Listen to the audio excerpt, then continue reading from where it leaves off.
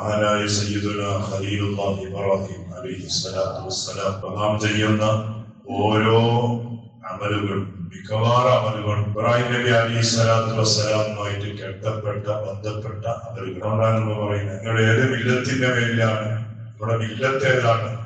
മില്ലത്ത് ഇബ്രാഹിം നബി അലൈഹിസ്സലാമിന്റെ മില്ലത്ത്. നാം ഇന്ന് ചെയ്യുന്ന നിരവധി കാര്യങ്ങളും ഇബ്രാഹിം നബി അലൈഹിസ്സലാം തുടങ്ങി തന്ന ആരിൽ ചെറുപ്പ് ധരിക്കാൻ ആദ്യമായി ചെറുപ്പ് ധരിച്ച ആളാണ് സയ്യിദുന ഇബ്രാഹിം നബി അലൈഹിസ്സലാം. നമുക്കത് വലിയ സുന്നത്താണ്, നമുക്കത് സുന്നത്താണ്. പക്ഷെ അതിന്റെ തുടക്കക്കാരൻ ഇബ്രാഹിം നബി അലൈഹിസ്സലാം. ആദ്യമായി ബ്രഷ് ചെയ്ത ആള് ഇബ്രാഹിം നബി അലൈഹിസ്സലാം. വരം കഴിഞ്ഞിട്ടുണ്ട്. ആദ്യ നബി അലൈഹിസ്സലാമിന്റെ ശേഷം കാലം കഴിഞ്ഞതിന് ശേഷമാണ് ആദ്യമായിട്ട് പല്ല് തേക്കാറ്. അതിന്റെ തുടക്കക്കാരൻ ഇബ്രാഹിം നബി അലൈഹിസ്സലാം. അതുപോലെ ആദ്യമായി മൂക്കിൽ വെള്ളം കയറ്റി ചീറ്റിയത്, മുക്കിലെ കച്ചറെല്ലാം നിൽക്കാൻ വേണ്ടിട്ട് വെള്ളം ഇങ്ങനെ ഇറക്കും. അത് ആദ്യമായിട്ട് തുടങ്ങിയത് ഇബ്രാഹിം നബി അലൈഹിസ്സലാം. ആദ്യമായിട്ട് തല വാരാൻ തുടങ്ങിയത്, തലയ്ക്ക് എണ്ണയിടാൻ തുടങ്ങിയത് ഒക്കെ ഇബ്രാഹിം നബിയാണ്. അതുപോലെ നാം ഇന്ന് ചെയ്യുന്ന മാർക്കം അല്ലെ, സുന്നത്ത് ചെയ്യുന്നത്, അതിന്റെ തുടക്കക്കാരൻ ഇബ്രാഹിം നബി അലൈഹിസ്സലാം. ഇങ്ങനെ ഒരുപാട് നാം ചെയ്യുന്ന പ്രവർത്തനങ്ങൾ അത് ഇബ്രാഹിം നബി അലൈഹിസ്സലാമുമായിട്ട് ബന്ധപ്പെട്ട പ്രവർത്തനം. അപ്പൊ നമ്മുടെ എല്ലാം ഒരുപാട് കാര്യങ്ങൾ ഇബ്രാഹിം നബി അലൈഹിസ്സലാമുമായിട്ട് ബന്ധമുണ്ട്. ഇത് പ്രത്യേകിച്ച് പറയാൻ കാരണം ഇപ്പോ ഇനിയുള്ള ദിവസങ്ങൾ നമ്മുടെ ഖുർബാനിയും ഉദുഹിയ്യത്തും അതുപോലെ ഹജ്ജും മറ്റുള്ള കാര്യങ്ങളും ഇബ്രാഹിം നബി അലൈഹിസ്സലാമുമായിട്ട് ബന്ധപ്പെട്ടത് കൊണ്ട് ഇൻഷാ അല്ലാഹ് അതിനെ കുറിച്ചുള്ള ചെറിയ വിഷയങ്ങൾ നമുക്ക് പഠിക്കാനുള്ളതും മനസ്സിലാക്കാനുള്ളതും നമുക്ക് ഇൻഷാ അല്ലാഹ് പഠിക്കാം. ഇബ്രാഹിം നബി അലൈഹിസ്സലാം ഖലീലുള്ളാഹ് എന്ന് പറഞ്ഞ വലിയൊരു പദവിയാണ്. ആ ഖലീലുള്ളാഹ് ആകാനുള്ള കാരണം ഇബ്രാഹിം നബി ഖലീലുള്ളാഹ് എന്തുകൊണ്ടായിരുന്നു? ഖലീലുള്ളാഹ് ആകാൻ കാരണം അത് പറഞ്ഞു, യാ ഇബ്രാഹിം അഅതൈത മാലക ലിഫാന. ഇബ്രാഹിം നബി അലൈഹിസ്സലാമിന്റെ ഏറ്റവും വലിയൊരു സ്വഭാവമായിരുന്നു അവിടുത്തെ അവിടുത്തെ ഭക്ഷണം വിരുന്നുകാർക്ക് വേണ്ടി കൊടുത്ത വലിയ മാനം. ഇവിടുത്തെ ചരിത്രത്തിൽ ഇബ്രാഹിം നബി അലൈഹിസ്സലാം ഒറ്റയ്ക്ക് ഭക്ഷണം കഴിച്ച ചരിത്രമില്ല, ഒറ്റയ്ക്ക് ഇരുന്നിട്ട് ഭക്ഷണം കഴിച്ച ചരിത്രമില്ല. ഒരു ലീഫാൻ, ഒരു വിരുന്നുകാരൻ ഒന്നിച്ചിരുത്തിട്ടല്ലാതെ ഇബ്രാഹിം നബി അലൈഹിസ്സലാം ഭക്ഷണം കഴിച്ചിട്ടില്ല. അത്രത്തോളം മഹാനായ ഇമാം ഗസാലി റളിയല്ലാഹു അൻഹു അവിടുത്തെ ഏരിയയിൽ പറഞ്ഞേ കാണാം, ചില ദിവസങ്ങളിൽ ഒരു വിരുന്നുകാരൻ കിട്ടാൻ വേണ്ടിയിട്ട് ഭക്ഷണം വെച്ചിട്ട് 5 മൈൽ വരെ നടന്നു പോയിട്ടുണ്ടെന്നാണ്. ഒരാൾ കിട്ടുമോ നോക്കി. നമ്മളല്ലേ, നമ്മളെ സ്വന്തം കാര്യം എന്താ പറയുക, നമുക്ക് ഒറ്റക്ക് കഴിക്കാന്ന് പറഞ്ഞാൽ ഒരു മനുഷ്യനോട് സീൻ കിട്ടി, അവിടെ സീന് ഷോർട്ട് ഉണ്ടെന്ന് പറഞ്ഞാൽ നമുക്ക് പോക്കറ്റിൽ കിട്ടി, അല്ലെങ്കിൽ അവിടെ കെട്ടി വേറെ ആൾക്ക് കൊടുക്കേണ്ടി വരുമോ പേടിയാണ്. വേറെ ആൾക്ക് കൊടുക്കേണ്ടി വരുമോ എന്ന് പറഞ്ഞാൽ കിട്ടിയാണെങ്കിൽ ഒറ്റയ്ക്ക് നോക്കാവുള്ളൂ. ഏതെങ്കിലും ഒരു കല്യാണ സദസ്സിലാണെങ്കിൽ ഇങ്ങനെ പരിപാടി പോയിട്ട് തിന്നുന്നതിന്റെ കരണ്ട് പോയാലും പിന്നെ ഭയങ്കര ഹാപ്പിയാണ്. ആരെത്ര മനസ്സിലാൻ പറ്റില്ല. ഇന്നത്തെ പറ്റും, നമുക്ക് തിന്നണം, ഉഷാറാകണം എന്ന ചിന്തയാണ്. ഇബ്രാഹിം നബി അങ്ങനെയല്ല. ഇബ്രാഹിം നബി അലൈഹിസ്സലാം ഒറ്റയ്ക്ക് ഇരുന്നൊരു ഭക്ഷണം കഴിച്ചിട്ടാണ്. അത് ഏറ്റവും വലിയ സ്വഭാവമാണ്. ആ ഭക്ഷണം കഴിക്കുന്ന സമയത്ത് നാം ഇഷ്ടപ്പെടുന്ന നമ്മുടെ ഭക്ഷണം ഒരു പാവങ്ങൾക്ക്, മിസ്കിന്മാർക്കോ അല്ലെങ്കിൽ കടന്നു വരുന്ന അതിഥികൾക്കോ നൽകാന്ന് പറഞ്ഞാൽ നമുക്ക് സ്വർഗം കിട്ടാൻ കാരണമാകുന്ന പ്രവർത്തനം. അപ്പൊ ഇബ്രാഹിം നബി അലൈഹിസ്സലാമിനോട് അല്ലാഹു പറഞ്ഞു, ഇബ്രാഹിമേ, നിങ്ങളുടെ മാല്, നിങ്ങളുടെ സ്വത്ത് അത് നിങ്ങൾ വിരുന്നുകാർക്ക് വേണ്ടി കൊടുത്തു. അതുപോലെ നിങ്ങളുടെ മോൻ സയ്യിദുന ഇസ്മായിൽ അലൈഹിസ്സലാം.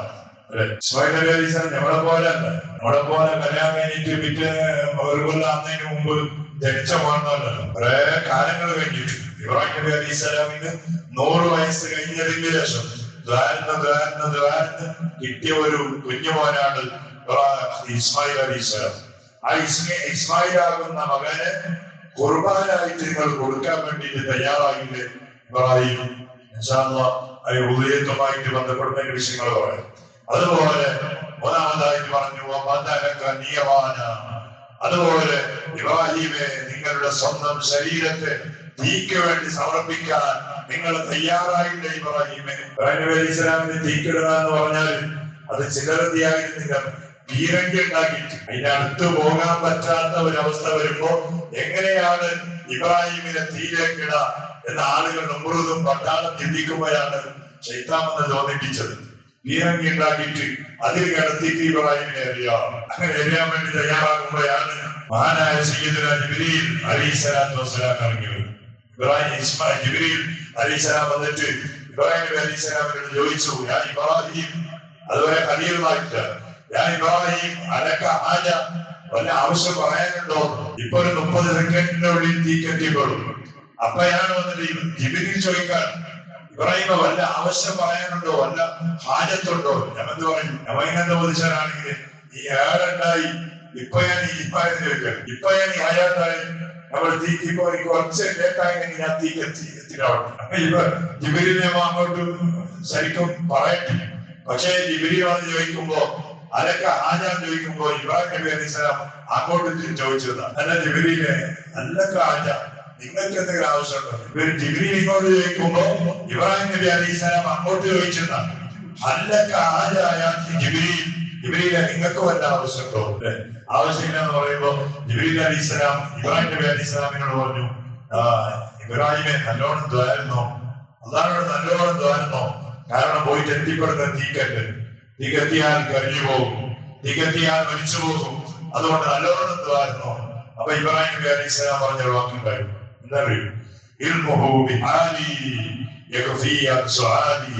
ഞാൻ ആരോടാ ചോദിക്കുന്നത്? അള്ളാഹിനോട് ചോദിക്കേണ്ട ആവശ്യം എന്താ?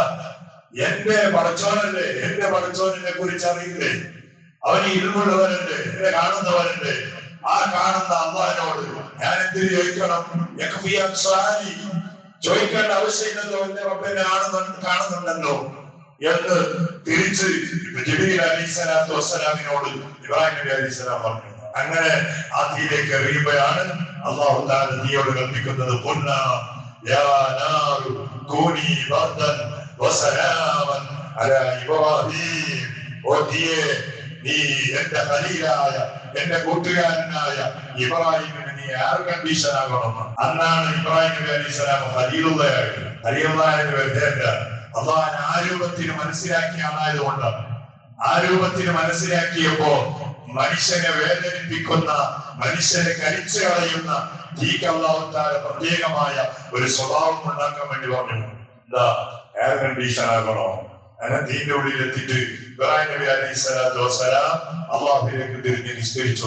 ഇബ്രാഹിം, ആ ഇബ്രാഹിം നബി അലൈഹി സ്വലാമിന്റെ ചരിത്രങ്ങൾ കിടക്കുന്ന ദിവസങ്ങളാണ് കടന്നു വരുന്ന ദുൽഹിജ്ജയുടെ ഓരോ ദിവസങ്ങൾ. ഇൻഷാ അല്ലാഹ് നമുക്ക് ഉളുഹിയ്യത്ത് കൊടുക്കണം. എല്ലാ കൊല്ലവും ധാരാളമായി, മുഴുവനായിട്ട്, അല്ലെങ്കിൽ കഴിവില്ലെങ്കിൽ മറ്റുള്ള ആളുകളുമായി ഷെയറായിട്ട് ഉളുഹിയ്യത്ത് കൊടുക്കുന്ന ആളുകളാണ് പലരും. അല്ലാഹു ഇതുവരെ കൊടുത്തത് മുഴുവൻ അല്ലാഹു സ്വീകരിക്കുമാറാകട്ടെ.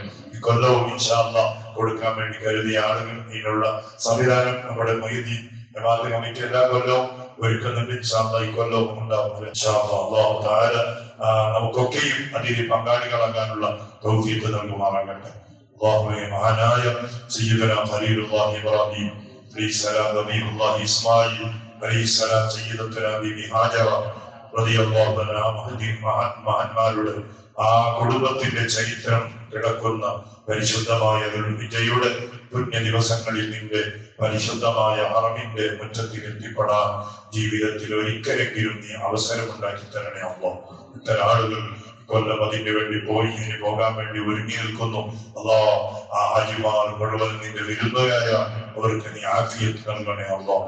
ആരോഗ്യ പ്രശ്നങ്ങൾ ഒന്നും അവർക്ക് നീ നൽകണേ അല്ലാഹ്. ഒരുപാട് പൈസകൾ ചെലവഴിച്ചിട്ടാണ് വളച്ചവനെ നിന്റെ വിരുന്നുകാരായി അവർ കടന്നു വന്നതെങ്കിൽ അല്ലാഹ്, ആ സമയങ്ങൾ, ആ ദിവസങ്ങൾ മുഴുവനും നല്ല റാഹത്തോടെ, ആഫിയത്തോടെ, സന്തോഷത്തോടെ നീ പൊരുത്തപ്പെടുന്ന അമലുകൾ ചെയ്യാൻ ആ ഹാജിമാർക്ക് നീ തൗഫീഖ് നൽകണേ അല്ലാഹ്. നമ്മുടെ സദസ്സിൽ മുമ്പ് ഹജ്ജ് ചെയ്ത ഒരുപാട് ആളുകൾ, ഉംറ ചെയ്ത ആളുകളുണ്ട്. ആ പുണ്യ കർമ്മം നീ അവരിൽ നിന്ന് കബൂലാക്കണേ അല്ലാഹ്.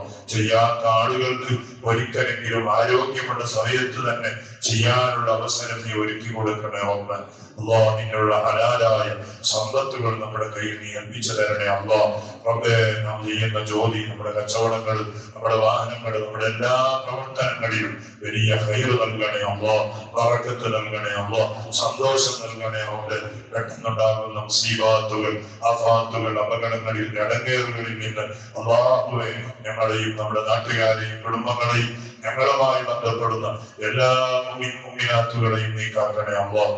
റബ്ബേ, പല രൂപത്തിൽ ശാരീരികമായ ബുദ്ധിമുട്ടിൽ കുടുങ്ങിയ ആളുകൾ ഉമ്മാക്ക് സുഖയില്ല, മകന്റെ സുഖയില്ല, അല്ലോ ഭാര്യക്ക് സുഖയില്ല, അങ്ങനെ പല ബേജാറുകൾ പറഞ്ഞ ആളുകളുണ്ടല്ലോ. പഠിച്ചവനെ എന്ത് അസുഖമാണെങ്കിലും യാ അല്ലാഹ് ഷാഫിയായ അല്ലാഹ് ആജിലായ ശിഫാവ് കൊണ്ട് എല്ലാ രോഗികളെയും നീ അനുഗ്രഹിക്കണേ അല്ലാഹ്. മരിച്ചുപോയ നമ്മുടെ എല്ലാ കുടുംബങ്ങൾക്കും നീ മഗ്ഫിറത്തും മർഹമത്തും നൽകണേ അല്ലാഹ്. ബിഹഖി സയ്യിദിനാ മുഹമ്മദ് സ്വല്ലല്ലാഹു അലൈഹി വസല്ലം. ഹസ്ബുനല്ലാഹ് ونعم الوكيل، نعم المولى ونعم النصير. حسبنا الله ونعم الوكيل، نعم المولى ونعم النصير. حسبنا الله ونعم الوكيل، نعم المولى ونعم النصير.